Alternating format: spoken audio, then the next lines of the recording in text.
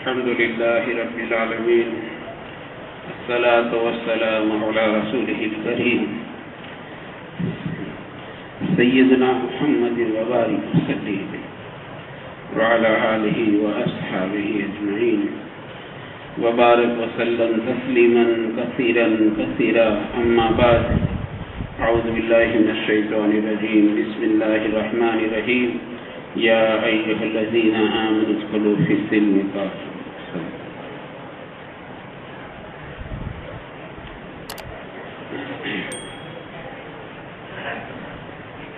ماہ مبارک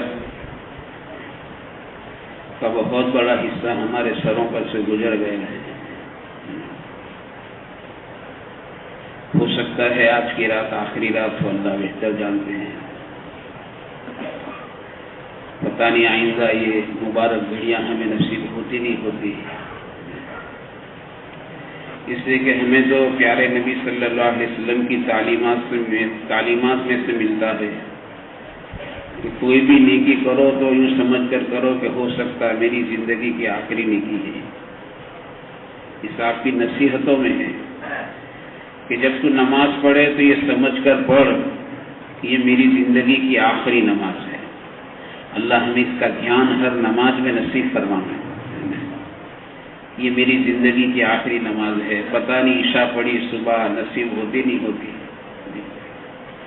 حالانکہ نماز تو 2-4-5 گھنٹے کے بعد آ جاتی ہے، لیکن ماہ مبارک تو 11 مہینے کے بعد آتا ہے. بہت سارے ہمارے رشتہ دار گزشتہ رمضان میں ہمارے درمیان میں تھے، ہمارے ساتھ افطاری میں تھے، ہمارے ساتھ تراویح کے اندر تھے. ان میں کے بہت سارے آج ہمارے درمیان میں نہیں ہے، اللہ کو پیارے ہو گئے. پتہ نہیں آئندہ ہمیں رمضان کا مبارک مہینہ نصیب ہوتا نہیں ہوتا ہے. ہو سکتا آج کی رات آخری رات ہو سکتی ہے. اس کی خوب قدر کی جائے اور اپنے ماہ مبارک کو اللہ کی بارگاہ میں قبول کرایا جائے. اصل یہ ہے، شاید میں نے کہا تھا کل، حضرت علی فرماتے رضی اللہ تعالیٰ عنہ، کام کرنے سے زیادہ کام کی قبولیت کی فکر کرو کہ اللہ اسے قبول کرے یا اللہ اسے قبول کر لے. اس لیے کہ ماہ مبارک میں ہر مسلمان نے کچھ نہ کچھ ضرور کیا ہے. ایسا نہیں، مسلمان ہے، اس کے سینے میں ایمان ہے، اس کے سینے میں توحید کی امانت ہے، اس کے سینے میں اللہ کی محبت ہے، اس کے سینے میں پیارے نبی صلی اللہ علیہ وسلم کی محبت ہے، دین کی محبت ہے. ہر مسلمان چاہے کیسا بھی ہو، یہ اس کے سینے میں یہ امانتیں ہیں. اس لیے ہر مسلمان نے قدر ضرور کی ہے. ہر مسلمان نے رمضان کے مہینے کا احترام کیا ہے. آدمی کم سے کم احترام تو ضرور کرتا ہے کہ نہیں رمضان کا مہینہ ہے، رمضان کا مہینہ ہے. ہر ایک نے ماشاءاللہ عبادت کی ہے، اللہ کو یاد کیا ہے، قرآن پڑھا ہے، تراویح پڑھی ہے، روزے رکھے ہیں، حلال کمائی کے ساتھ، حلال کمائی میں تھکتے ہوئے بھوکے رہے، اللہ کی محبت میں پیاسے رہے ہیں، صدقہ خیرات کیا ہے. پتہ نہیں ہماری بستی میں کتنے سفیر آئے رمضان میں اور ماشاءاللہ ہر ایک نے صدقہ خیرات کیا ہے. اللہ کا احسان ہے. ہر مسلمان میں کہتا ہوں نے کہ رمضان میں کوئی نہ کوئی گھڑی اس کو ایسی نصیب ہو ہی جاتی ہے کہ جس میں اس کا دل نرم ہو جاتا ہے، اس کی آنکھوں سے آنسو جاری ہو جاتا ہے، اسے اپنے گناہ یاد آ جاتا ہے، اسے اللہ کا ڈر لگ جاتا ہے کہ اللہ میں نے بہت غلط کیا ہے. کوئی مسلمان ایسا نہیں ہوگا انشاءاللہ کہ کسی نہ کسی گھڑی میں اس کی آنکھ سے آنسو نہیں نکلا ہوگا. تو ماشاءاللہ ہر ایک نے ماہ مبارک کی قدر کی ہے، عبادت کی ہے، روزے رکھے ہیں. اب اس کو اللہ کی بارگاہ میں قبول کرانا چاہیے کہ اللہ اسے قبول کر لے. جب کوئی نیکی قبول ہوتی ہے تو آئندہ کی توفیق بھی اللہ تعالیٰ دیتے ہیں. اس لیے بزرگوں کا قول ہے، ظہر کی نماز پڑھی، اب عصر کی توفیق ہوئی تو سمجھو کہ ظہر کی نماز اللہ نے قبول کر دی ہے. عصر کی نماز کے بعد مغرب کی توفیق ہوئی تو سمجھو کہ انشاءاللہ اللہ پاک نے عصر کی نماز قبول کر لی ہے. تو جب نیکی قبول ہوتی ہے تو آئندہ کی نیکی کی اللہ تعالیٰ توفیق دیتے ہیں.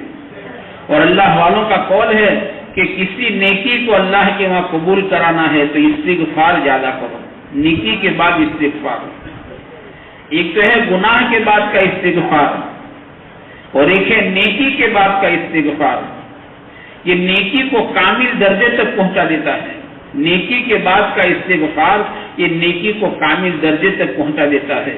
نیکی کے بعد کا استغفار جو ہے وہ نیکی کے اندر جو کمی کوتاہی ہے، ہم انسان ہیں بے شک، جیسے روزہ رکھنا تھا ہم نہیں رکھ سکے ہیں، ہم سے حق ادا نہیں ہوا، جیسے نماز پڑھنی تھی ہم نہیں پڑھ سکے ہیں، جیسے قرآن سننا تھا تراویح کے اندر ہم نہیں سن سکے، ہم کو تجربہ ہے کہ ہم قرآن سنتے سنتے پتہ نہیں کہاں چلے جاتے تھے۔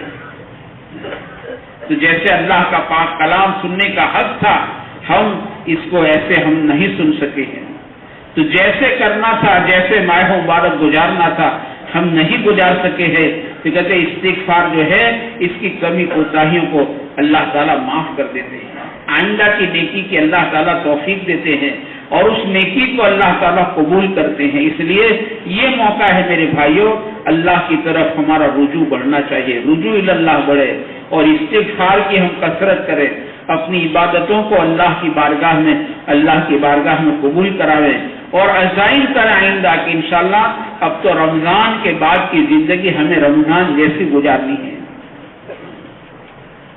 مسئلہ یہ ہوتا ہے کہ کبھی نیت ہماری رمضان تک کی ہوتی ہے کہ رمضان کا مہینہ ہے، ہم آگے کی نیت نہیں کرتے تو پھر رمضان کے بعد کی توفیق نہیں ہوتی، آدمی رمضان کے بعد زندگی پھر جیسے پہلی تھی ویسے ہو جاتی ہے۔ نہ، اللہ کا معاملہ جیسے جمعہ میں نے عرض کیا تھا نیت پر ہے، بندے کو اللہ کی طرف سے وہی ملے گا جو اس کی نیت میں ہوگا، تو ہماری نیتیں ہو، عزائم ہو، جیسے ہم نے رمضان میں نمازوں کا اہتمام کیا ہے، ہمارے بہت سارے بھائی اذان سے پہلے مسجدوں میں آ جاتے تھے، مسجدیں بھری ہوئی تھی، اللہ کریں رمضان کے بعد بھی ہماری زندگیوں میں نماز کا اہتمام باقی رہے، ہم اس کی نیت کریں کہ اللہ رمضان کے بعد بھی نمازوں کا اہتمام کروں گا، جیسے رمضان میں ہماری مسجد آباد رہی، اللہ کرے رمضان کے بعد بھی ہماری مسجد آباد رہے، جیسے رمضان کے مہینے میں ہم نے اپنے آپ کو گناہوں سے بہت بچایا ہے، نگاہوں کو بچایا، زبان کو بچایا، کانوں کو بچایا، نہیں رمضان کا مہینہ میرا روزہ ہے، ایسے رمضان کے بعد بھی ہم اپنے آپ کو گناہوں سے بچائیں۔ گناہوں سے بچانا یہ اصل تقویٰ ہے، یہ اصل پرہیزگاری ہے، اپنے آپ کو گناہوں سے بچاؤ۔ جی کسی نے عبداللہ ابن عباس رضی اللہ تعالیٰ عنہ سے پوچھا، ایک آدمی نوافل بہت پڑھتا ہے، نوافل عبادت بہت کرتا ہے، نوافل نماز، نوافل روزے، لیکن گناہ بھی کرتا ہے، اور ایک دوسرا آدمی ہے جو صرف فرائض کا اہتمام کرتا ہے، یہ نوافل عبادت نہیں کر سکتا، یہ صرف فرائض کا اہتمام کرتا ہے لیکن اپنے آپ کو گناہوں سے بچاتا ہے، تو دو میں سے افضل کون ہے؟ حضرت عبداللہ ابن عباس رضی اللہ تعالیٰ نے فرمایا کہ یہ دوسرا شخص جو صرف فرائض کا اہتمام کرتا ہے لیکن اپنے آپ کو گناہوں سے بچاتا ہے، یہ آدمی اس سے بہتر ہے۔ گناہ سے بچنا اصل ہے، ورنہ بعض مرتبہ بعض گناہ ایسے ہو جاتے ہیں کہ آدمی کی نیکی کا اعمال نامہ صفر کر دیتے ہیں، بعض گناہ ایسے ہوتے ہیں اعمال نامہ صفر، زیرو ہو جاتا ہے، کری کرائی کمائی سوراخ والے جیب سے نکل جاتی، بعض گناہ ایسے ہو جاتے ہیں کہ اعمال نامہ زیرو ہو جاتا ہے۔ میں نے کہا ٹنکی میں سے پانی خلاص، ٹنکی خالی ہو جاتی ہے، اعمال نامہ خالی ہو جاتا، بعض گناہ آدمی ایسے کر ڈالتا ہے۔ بعض گناہ ایسے ہوتے جس سے نیک عمل کی توفیق اللہ چھین لیتے، آدمی چاہتا بھی ہے پھر بھی نیکی نہیں کر سکتا، بعض گناہ ایسے ہوتے کہ نیک عمل کی اللہ توفیق چھین لیتے۔ ایک آدمی حضرت ابراہیم ادہم رحمۃ اللہ علیہ سے عرض کرتا تھا کہ حضرت میں رات کو وضو کا لوٹا، مصلی، مسواک تیار کر کے سوتا ہوں لیکن تہجد میں آنکھ نہیں کھلتی۔ حضرت نے فرمایا بھیا دن میں گناہ کرنا چھوڑ دے، نہیں کہا رات چھوٹی ہے تھکیلے ہو، ایسا نہیں کہا، نہ بھیا تو دن میں گناہ کرنا چھوڑ دے، دن میں گناہ کرنا چھوڑ دے۔ معلوم ہوا بعض گناہ ایسے ہوتے نیکی کی توفیق اللہ چھین لیتے، آدمی چاہتا پھر بھی نہیں کر سکتا ہے، توفیق چھین لی جاتی ہے۔ بعض گناہ ایسے ہوتے کہ جس سے یوں کہتے ہیں کہ اس گناہ کے موقع پر ایمان کو سینے سے نکال لیا جاتا، ایمان سینے سے نکل جاتا. بعض گناہ ایسے تو اس گناہ کے کرنے کے موقع پر ایمان سینے سے نکل جاتا اور سر پر چھاتے کی طرح رہتا ہے، چھتری کی طرح. آدمی زنا کرتا ہے تو ایمان نکل جاتا، چھاتے کی طرح رہتا ہے. جب یہ فارغ ہوتا ہے گناہ سے پھر ایمان داخل ہو جاتا ہے. بعض گناہ ایسے ہیں. بعض گناہ ایسے ہوتے ہیں میرے بھائیوں کہ جس کی نحوست آدمی گناہوں پر جم جاتا ہے. یہ شیطان کا راستہ ہے. گناہوں پر یہ اپنی غلطی پر جم گیا تھا، غلطی پر جمع ہوا تھا. ایک تو اس نے غلطی کی اور دوسرا غلطی کو غلطی نہیں سمجھائی کہ نہیں میں نے برابر کیا، میں آگ سے بنا، یہ مٹی سے، آگ اوپر مٹی نیچے، اس کو اس نے گناہ نہیں سمجھا. ایک تو گناہ کیا، آدم علیہ السلام کو سجدہ نہیں کیا، اللہ کی نافرمانی کی. پھر دوسرا کہ اس نے اس کو گناہ نہیں سمجھا، اور تیسرا اس پر جمع رہا. اس کو تو کہا تھا کہ جا آدم علیہ السلام کی قبر کو سجدہ کر دے، تو پھر وہ کہتا ہے زندہ تھے تو سجدہ نہیں کیا، ان کی قبر کو کروں. یہ اپنی غلطی پر جمع رہا. اسے بزرگ فرماتے ہیں گناہ آدمی کو ہلاک نہیں کرتا، گناہ پر آدمی جو جم جاتا ہے، گناہ کو چھوڑتا نہیں ہے، گناہ پر جم جاتا. یہ گناہ اس کے روزمرہ کے ہو جاتے ہیں. بعض گناہ روزمرہ کے زندگی میں داخل ہو جاتے ہیں. کہتے آدمی گناہ پر جم جاتا ہے. گناہ آدمی کو ہلاک، گناہ ہو گیا، انسان ہے، پھر توبہ کر لی. لیکن ایک آدمی گناہ پر جم جاتا ہے، کہتے یہ آدمی کو ہلاک کر دیتا ہے. گناہ پر جم جانا جی، روزمرہ روز گناہ. اسے تو گناہ کرتے کرتے ہوتا ہے کہ گناہ کا احساس ختم ہو جاتا ہے. گناہ کا احساس، بد نظری کرتے کرتے بد نظری کا احساس ختم ہو جاتا ہے.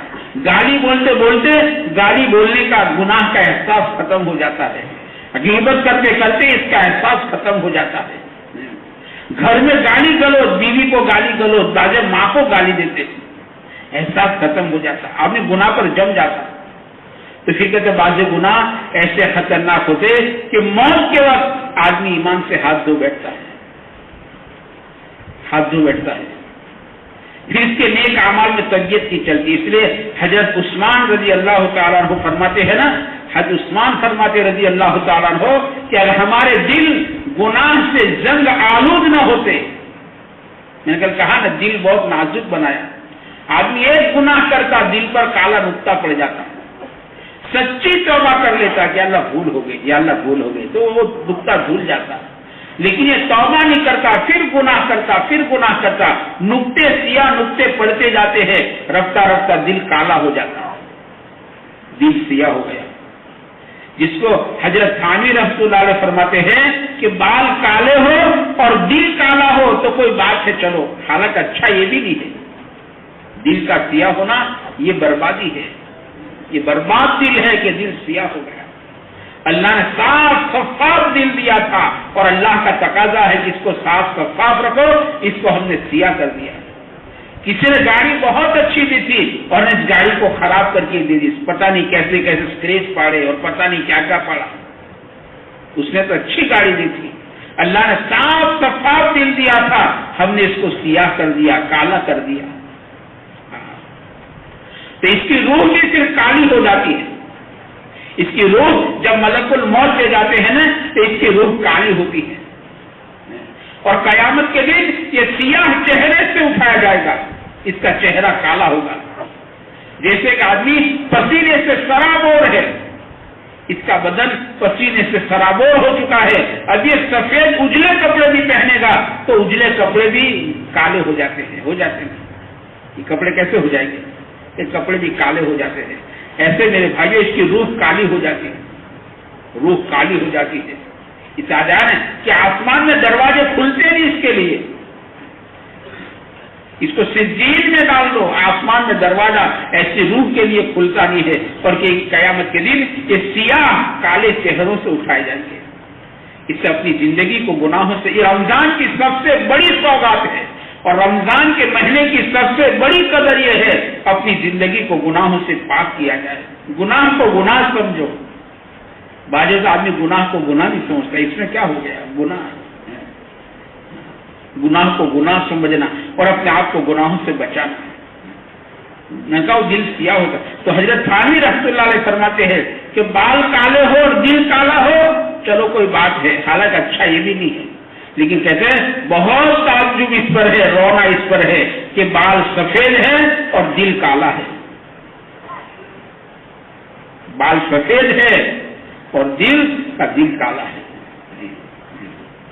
جب دل کالا ہوتا نا عثمان فرماتے رضی اللہ تعالیٰ عنہ، جب یہ جنگ آلود، اگر دل گناہوں سے جنگ آلود نہ ہوتا تو قرآن پڑھتے پڑھتے آدمی کی طبیعت سیر نہیں ہوتی، طبیعت پیٹ بھرتا بھی نہیں. اس کا جیسا اچھے کھانے ہوتے ہیں آدمی کہتا ہے نا پیٹ بھر گیا، دل نہیں بھرا.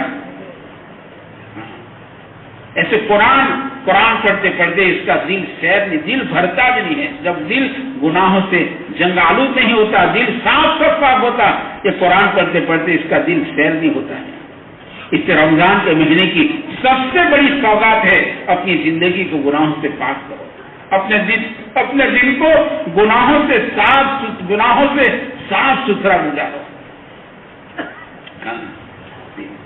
اس سے علی رضی اللہ تعالیٰ عنہ کہا کہ یہ دن مسلمان کے لیے عید کا دن ہے.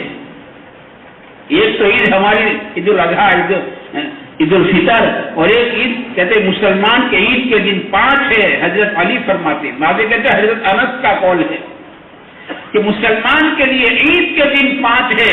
اس میں ایک دن اس کا وہ دن عید کا دن ہے کہ جس دن کو اس نے گناہوں سے بچتے گزارا ہے. اپنے آپ کو جیسے ڈرائیور ایکسیڈنٹ سے بچتے اپنی گاڑی کو چلاتا منزل پر پہنچ جاتا، حالانکہ روڈ ڈرائیونگ کرتا ہے، یہ اپنی گاڑی کو ایکسیڈنٹ سے بچاتا ہے اور اپنی منزل پر پہنچ جاتا ہے. ایسے دن گزارنا کہ کوئی ایکسیڈنٹ نہ ہو جائے، گناہ نہ ہو جائے، ورنہ نیکی بھی گناہ بھی دونوں چلتے رہے وہ تو پھر ایسا ہے. ہمارے حضرت فرماتے ہیں طاعت کے ساتھ معصیت کی بھٹی لے کر چلو گے، عبادت کے ساتھ نیکیوں کے ساتھ گناہوں کی بھٹی لے کر چلو گے نا تو نیکیوں کے اثرات ختم ہو جائیں گے. طاعت کے ساتھ معصیت کی بھٹی، گناہوں کی بھٹی لے کر چلو گے تو طاعت کے اثرات ختم ہو جاتے ہیں. اس کے نیکی کے جو اثرات ہوتے ہیں وہ نیکی کے اثرات ختم ہو جاتے ہیں اگر نیکی کے ساتھ گناہوں کی بھٹی لے کر چلے.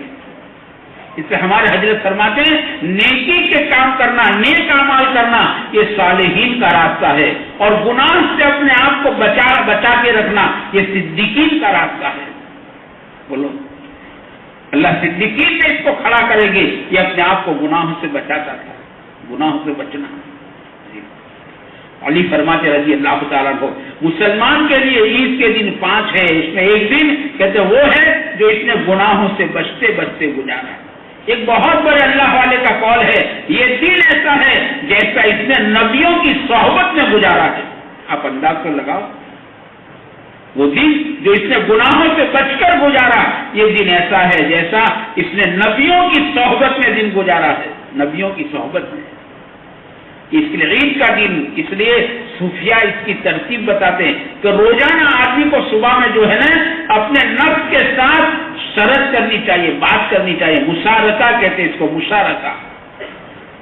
شرط کرو، لے سیدھا چلنا ہے. اب سورج شروع ہو رہا ہے، دن شروع ہو رہا ہے. آج کا دن تجھے ایسا گزارنا ہے کہ کوئی گناہ نہیں کرنا ہے، تو سیدھا چلنا، گناہ نہیں کرنا. آج گناہوں سے بچتے دن گزارنا ہے. اپنے نفس سے روزانہ صبح میں بات کرنی چاہیے. شرط اس کو مشارطہ کہتے ہیں. مشارطہ، یہ شرط کرو نفس کے ساتھ کہ آج کا دن گناہوں سے بچتے گزارنا ہے. مشارطہ. پھر کہتے ہیں آدمی مراقبہ کرے. جیسے ڈرائیور گاڑی چلاتا ہے، اس کی نظر بالکل سامنے ہوتی ہے، کوئی انسان تو نہیں آ گیا، کھڈا تو نہیں آ گیا، ڈائیورژن تو نہیں آ گیا، کوئی دیوار تو نہیں آ گئی. ریلوے فاٹک سے اس کی نظر ہر وقت سامنے رہتی ہے، یہ اپنی گاڑی کو بچا کے چلاتا ہے. ایسے کہتے ہیں آدمی مراقبہ، نظر رکھے، اپنے نفس پر نظر رکھنا. اسے کہتے ہیں جس نے اپنے نفس کو پہچانا ہے اس نے اللہ کو پہچانا. جس نے اپنے نفس کو پہچانا اس نے اللہ کو پہچانا. ایک بزرگ فرماتے تھے کہ ندی کا مارا تو جنت میں جاتا ہے. ایک آدمی ندی میں ڈوب کر مرا ایمان کے ساتھ انشاءاللہ شہادت کا درجہ ملے گا. ندی کا مارا جنت میں جائے گا, سانپ کا مارا جنت میں جائے گا, لیکن نفس کا مارا جہنم میں جائے گا. نفس کو پہچاننا, جی نفس کو پہچاننا.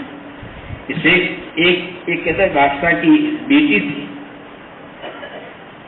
جو شکار کے لیے نکلی.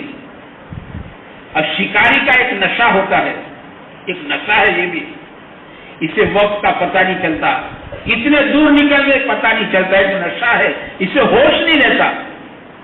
اس کا نشانہ شکار ہوتا ہے. اس شکار کرتے کرتے پتہ نہیں کہاں نکل جائے, شکار کرتے کرتے پتہ نہیں صبح سے شام ہو جائے, اسے ہوش نہیں رہتا.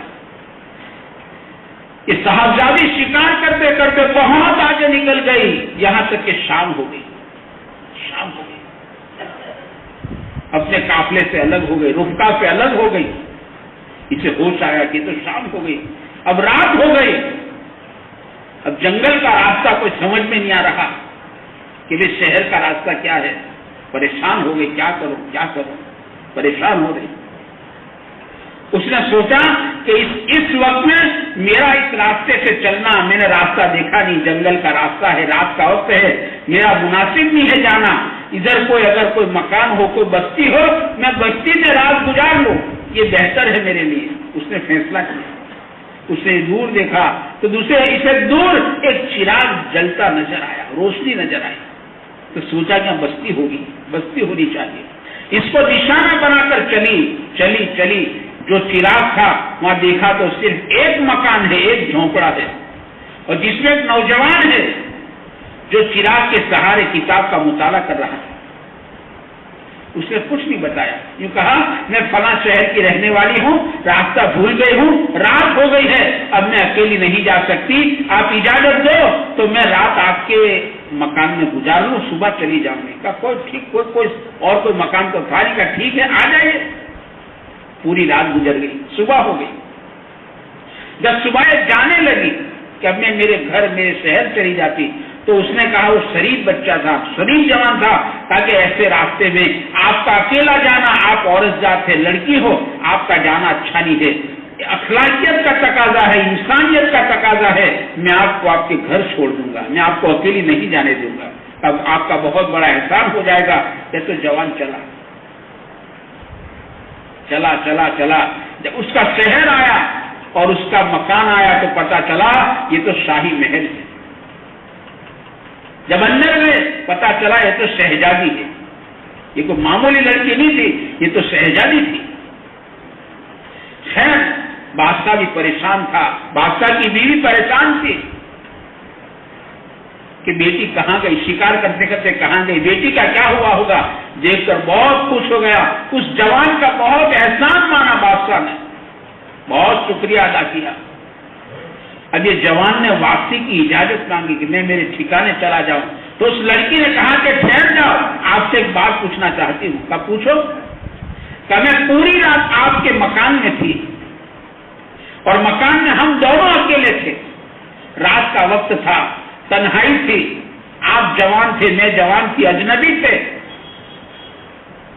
مجھے پوری رات نیند نہیں آئی ہے, لیکن میں نے پوری رات یہ دیکھا ہے آپ بار بار دیے پر انگلی رکھتے تھے, پھر جب انگلی جلنے لگتی تھی تو ہٹا لیتے تھے, پھر تھوڑی دیر ہوتی آپ دیے پر انگلی رکھتے تھے, انگلی جلتی تھی آپ انگلی ہٹا لیتے تھے. آپ نے پوری رات ایسے گزاری ہے, آپ نے ایسا کیوں کیا, بس یہ بتا دو. اس جوان نے کہا کہ یہ تو راز کی بات ہے, یہ نہیں بتا سکتا میں. کہنے آپ کو بتانا پڑے گا, آپ کو مجبور کر دیا.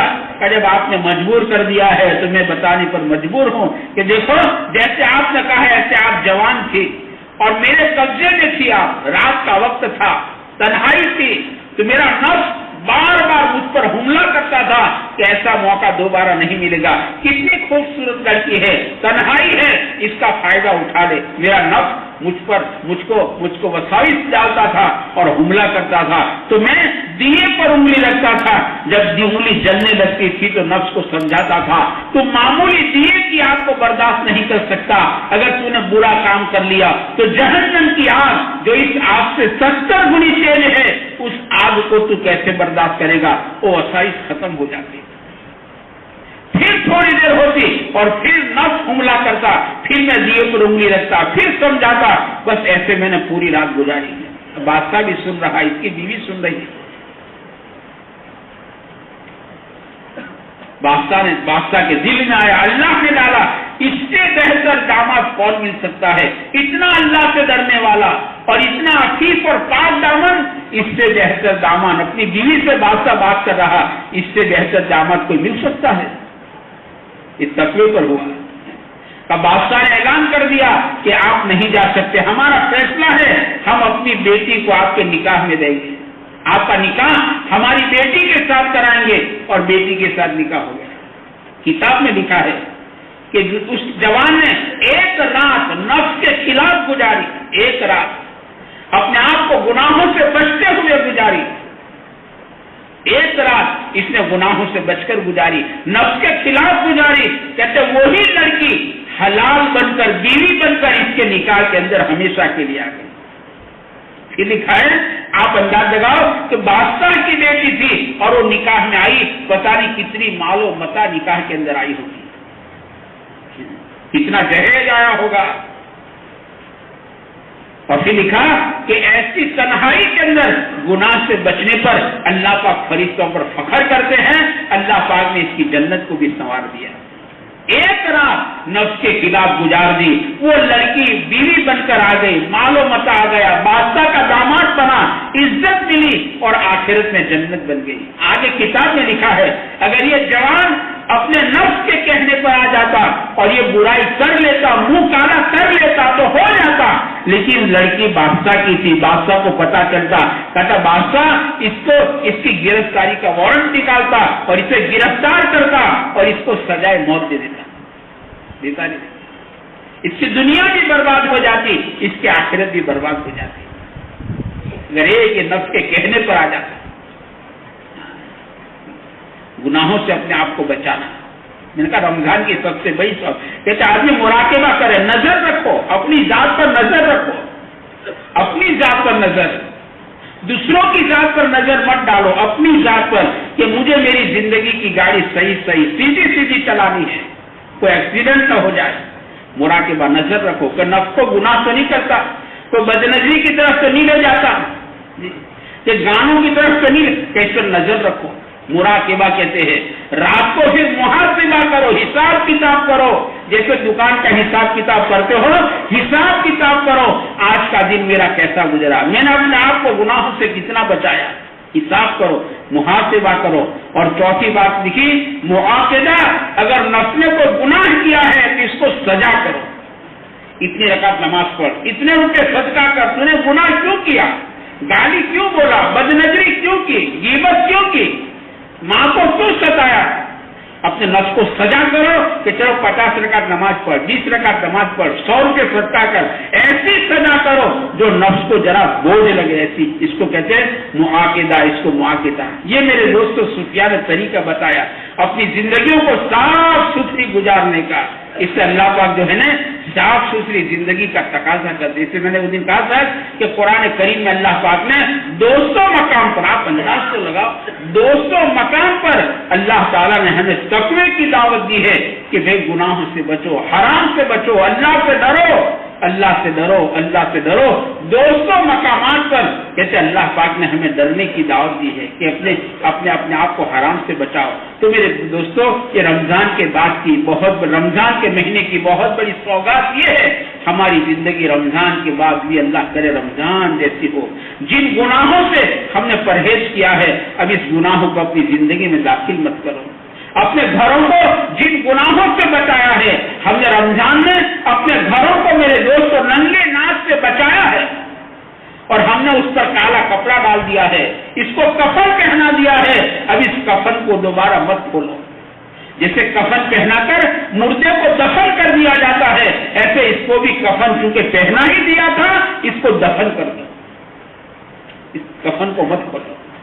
جیسے اپنی ذات کو گناہوں سے بچایا، اپنے گھروں کو گناہوں سے بچایا، ایسے رمضان کے بعد بھی میرے بھائیوں اپنے گھروں کو بھی گناہوں سے بچاؤ، اپنے گھروں کو گناہوں سے بچاؤ، اپنے گھروں کو نیک اعمال سے آباد کرو، حیا سے آباد کرو۔ ہمارے گھروں میں حیا آ رہی ہو، ہماری ماں بہنوں کے اندر حیا آ رہی ہو، یہ حیادار زندگی گزارے، یہ اپنے سر کے بالوں کو چھپا رہی ہو۔ اللہ تعالیٰ جو ہے نا ایمان والی بندیوں کو اللہ تعالیٰ سکھا رہے ہیں، اے پیارے نبی جی ہماری ایمان والی بندیوں سے کہو یہ دوپٹہ اوڑھے اور ایسا اوڑھے کہ اس کا پورا سر اور پورا گریبان چھپ جائے۔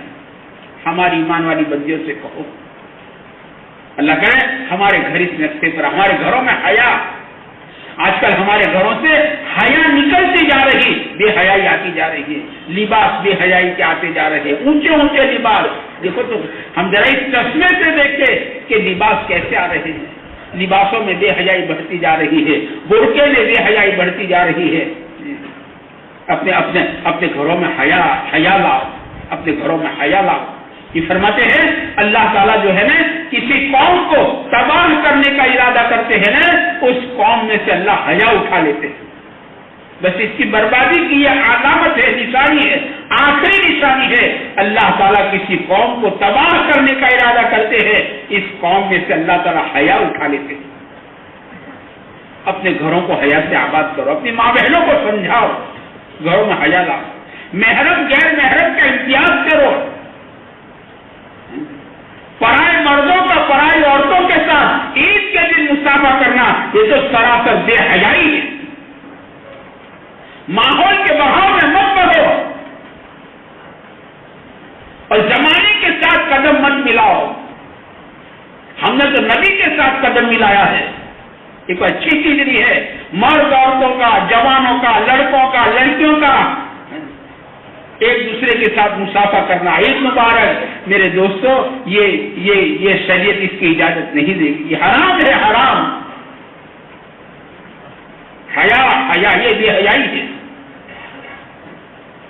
اللہ کسی قوم کو تباہ کرنے کا ارادہ کرتے، اس قوم میں سے اللہ حیا اٹھا لیتے ہیں، پھر اس قوم پر تباہی آ جاتی ہے۔ اس اپنے گھروں کو حیا سے آباد کرو، حیا لاؤ گھروں میں، اپنے گھروں کو اعمال سے آباد کرو۔ ہمارے گھر چیزوں سے آباد ہوتے جا رہے، ہمارے گھر اعمال سے خالی ہوتے جا رہے۔ میرے دوست ہم اس کے ذمہ دار ہیں، اپنے گھروں کو اعمال سے آباد کرو، اپنی زندگیوں کو صاف ستھری کرو، اپنے لقمے کو صاف ستھرا کرو۔ ایسے اللہ کرے ہماری رمضان کے بعد کی زندگی گزرے، تاکہ اللہ کرے جیسے کہا ہے کہ پورا رمضان گزرا، اللہ پاک نے عید کا دن دیا، خوشی کا دن دیا۔ اے میرے بندے آج میں تجھ کو کھاتا پیتا دیکھنا چاہتا، آج تجھ پر روزہ حرام ہے۔ میں تجھ کو اچھے سے اچھے کپڑوں میں دیکھنا چاہتا، میں تجھ کو خوشبو سے معطر دیکھنا چاہتا، اللہ کی رحمت کا دریا ٹھاٹھے مارتا عید کے دن۔ تو کہتے ہیں جیسے پورا رمضان گزرا، اللہ پاک نے عید کا دن دیا، کل زندگی رمضان کی طرح گزار دو تو موت سے انشاءاللہ عید شروع ہو جائے گی۔ ایک تو عید یہ ہے جو شام ہوتے ہوتے تھک جاتا آدمی، اور ایک عید ہے کہ موت سے شروع ہو جاتی، اور وہ عید انشاءاللہ کبھی بھی ختم نہیں ہوگی۔ موت کا دن انشاءاللہ عید سے زیادہ خوشی کا دن ہوگا۔ بس ایسی زندگی رمضان جیسی گزارو، ہم سے کسی کو تکلیف نہ ہو، بلکہ ہم سے ہر ایک کو نفع پہنچے، پھول بن کر زندگی گزارو۔ مسلمان کانٹا نہیں ہوتا، مسلمان تو پھول ہوتا ہے، پھول بن کر زندگی گزارو، ہم سے ہر ایک کو نفع پہنچ رہا ہو، ہم سے کسی کو تکلیف نہ پہنچا، کسی کو تکلیف مت پہنچاؤ، بلکہ اپنی ذات سے دوسروں کو نفع پہنچاؤ۔ ایک بزرگ دریا ندی کے کنارے پر ہے، اور دیکھا ایک بچھو ہے جو کنارے پر آنا چاہتا ہے، لیکن پانی کی موجیں ادھر سے ادھر کرتی، کہتے بزرگ نے ہاتھ کا سہارا دیا بچھو کو۔ بچھو کی صفت ہے کہ بچھو ڈنک مارے بغیر نہیں رہتا ہے، اس کی خاصیت ہے یہ، بچھو ڈنک مارے بغیر رہتا نہیں ہے۔ یہ اپنے بیل سے نکلتا ہے نا، تو جہاں تک کہ کسی کو ڈنک نہیں مارتا وہاں تک اپنے بیل میں واپس نہیں جاتا۔ اسے ڈنک مارنے کو کوئی نہیں ملا، کہتے یہ پتھر کو بھی ڈنک مارتا پھر بیل میں جاتا ہے، اس کی خاصیت ہے۔ حضرت کا ہاتھ سہارا دیا، ہاتھ کا، بچھو نے ڈنک مارا۔ اب پانی کے بچھو زمین کے بچھو سے زیادہ زہریلے ہوتے ہیں. بزرگ تین ملا کے چھوڑ دیا. تھوڑی دیر ہوئی, جب سکون ہوا کہتے پھر ہاتھ کا سہارا دیا, پھر بچھو نے ڈنک مارا, آپ تین ملا کے چھوڑ دیا. پھر ذرا سکون ہوا کہتے پھر سہارا دیا, پھر اس نے ڈنک مارا. ایک آدمی اس منظر کو دیکھ رہا تھا, وہ قریب آیا اور کہتا کہ حضرت آپ بار بار اس سے ہاتھ کا سہارا دیتے ہو, آپ کو یہ ڈنک مارتا, آپ تین ملا جاتے ہیں, پھر آپ بار بار اس کو ہاتھ کا سہارا کیوں دیتے ہو, چھوڑو اس کے حال پر. تو حضرت نے کیا جواب دیا؟ حضرت نے فرمایا بھائی یہ بچھو اپنی برائی کو نہیں چھوڑتا ہے, میں اپنی بھلائی کو کیوں چھوڑ دوں. مسلمان کی زندگی ایسی, مسلمان کسی کو تکلیف کاٹا نہیں ہوتا, مسلمان تو پھول ہے.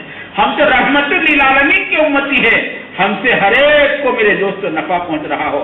ایسی ہم صاف ستھری زندگی رمضان کے بعد کے گزارے تاکہ میرے دوستوں موت کا دن ہمارے لیے عید کا دن ہو جائے, اور وہ عید ہمیشہ ہمیشہ کی ہے. اللہ ہم سب کو اس کی توفیق عطا فرمائے, اس کی نیتیں کرو بھائی ہیں. درود شریف پڑھو. اللهم صل على سيدنا مولانا محمد وعلى آله وصحبه.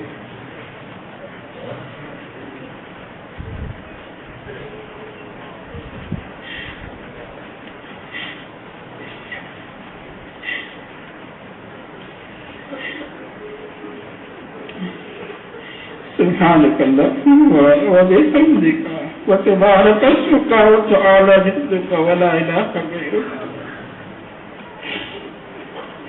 یا رب لک الحمد کما ينبغي لجلال وجهك وعظیم سلطانك. اللهم صل على سيدنا مولانا محمد وعلى آل سيدنا مولانا محمد وبارك وسلم. ربنا ظلمنا أنفسنا وإن لم تغفر لنا وترحمنا لنكونن من الخاسرين. ربنا ظلمنا أنفسنا وإن لم تغفر لنا وترحمنا لنكونن من الخاسرين. اللهم سلمنا لرمضان وسلم رمضان لنا وسلمه لنا متقبلا. اللهم سلمنا لرمضان وسلم رمضان لنا وسلمه لنا متقبلا. مولا برکت والا مہینہ ہمارے سروں پر سے گزر گیا.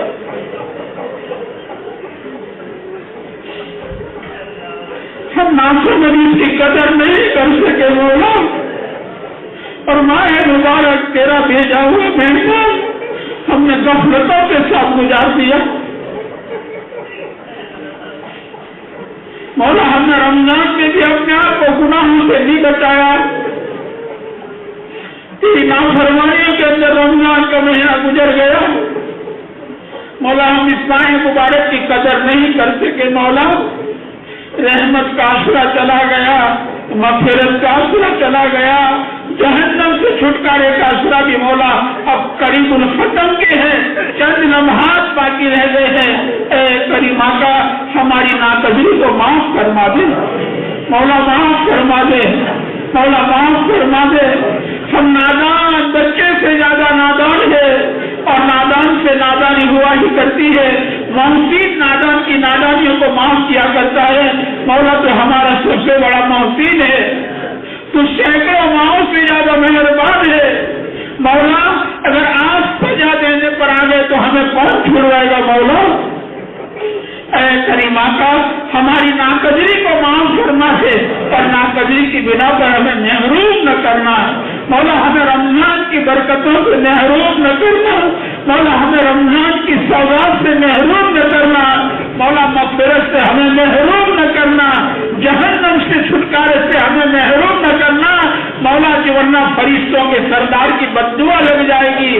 مدینہ پاک میں, مسجد نبوی میں, ریاض الجنہ میں ممبر شریف کے قریب کی دعا ہے, ہلاک ہو جائے وہ شخص جسے رمضان کا مہینہ ملا اور اپنی مغفرت نہ کرا لی.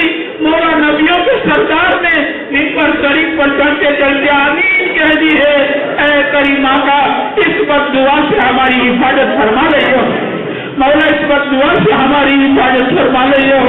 اس بددعا سے مولا ہماری حفاظت فرما لو. ایک ایک مسلمان کی حفاظت فرما لو. ایک ایک مسلمان کی حفاظت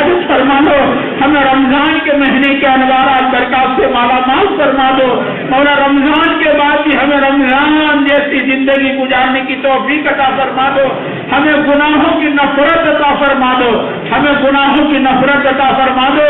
گناہوں سے بچتے بچتے زندگی گزارنے کی مولا ہمیں توفیق عطا فرما دو. رمضان میں جو بھی ٹوٹی پھوٹی عبادت ہوئی آپ ہی کے کرم سے ہوئی, اسے اپنی بارگاہ میں قبول فرما لو.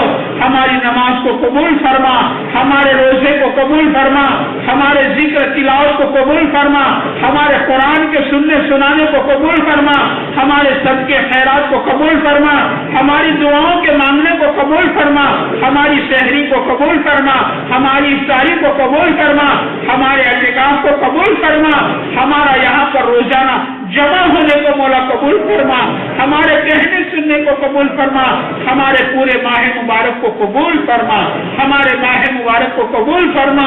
اس کے انوارات برکات سے مولا ہم سب کو مالا مال فرما دے. اس ماہ مبارک میں مولا آپ اپنے نیک بندوں کو اور اپنے خاص بندوں کو جو خاص دولت عطا فرماتے ہیں, اے کریم آقا ہم گنہگاروں کو بھی محروم نہ فرمائیو, ہم گنہگاروں کو بھی اس دولت کا کوئی حصہ نصیب فرما دو مولا. اس دولت کا کوئی حصہ ہمیں بھی نصیب فرما دو مولا. ہمیں رمضان کے بعد رمضان جیسی زندگی گزارنے کی توفیق عطا فرما. ہماری زندگیوں کو مولا تقوی سے مزین فرما, ہمیں ہدایت کاملہ عطا فرما, ہمیں نمازوں کا اہتمام کرنے والا بنا, قرآن کریم کی تلاوت کرنے والا بنا مولا, صدقہ خیرات کرنے والا بنا, تجھ کو راضی کرنے والے اعمال کرنے والا بنا, تجھ کو ناراض کرنے والے کاموں سے ہمیں بچنے والا بنا, ہمیں صاف ستھری زندگی جینے والا بنا. اے کریم آقا امت پر تو ہی نظر کرم فرما دے مولا, امت پر نظر کرم فرما دے. تیری ایک نظر کی بات ہے, میری زندگی کا سوال ہے مولا, اپنی نظر کرم فرما دے. امت کے حال پر مولا تو ہی رحم فرما دے. امت بڑی کشم و پرسی کی حالت میں ہے مولا, آپ کی نہ سونے والی آنکھیں سب کو دیکھ رہی ہے مولا. امت کے پر کیسے کیسے مجالس اٹھائے جا رہے ہیں, اس کے جوانوں کے ساتھ, اس کے معصوم بچوں کے ساتھ, اس کی معصوم بچیوں کے ساتھ, اس کے بوڑھوں کے ساتھ مولا کیسے کیسے دل بٹائے جا رہے ہیں مولا. یہ تو 15ویں صدی کی کمزور امت ہے, کچے دھاگے سے زیادہ کمزور ہے مولا. یہ کمزور امت ہے, یتیم امت ہے, بے سہارا امت ہے. یہ مولا اس امت پر ہاتھ پھرانے والے پردہ فرما چکے ہیں مولا. پہلے امت گرتی تھی اور نبی آ کر اسے سنبھال لیا کرتا تھا, یہ تو آخری نبی کی امت ہے, اس کو سنبھالنے والے دنیا سے پردہ فرما چکے ہیں مولا. آپ نے اسرائیل علیہ السلام کو بھیجا تھا نا اپنے پیارے حبیب کی روح قبض کرنے کی اجازت کے لیے, تو پیارے حبیب نے پوچھا تھا اسرائیل میری روح سے لے جاتے ہو, میری امت کا رکھنے والا کون ہے مولا.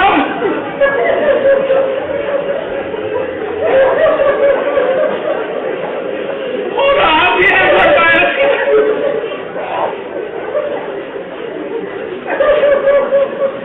آپ کی امت کا رکھنے والا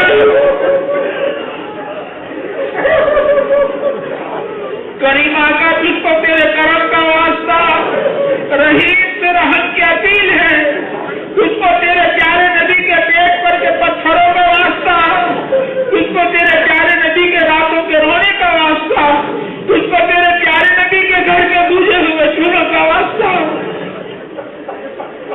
تجھ کو تیرے پیارے نبی کے نوازوں کی کربلا کی شہادت کا واسطہ.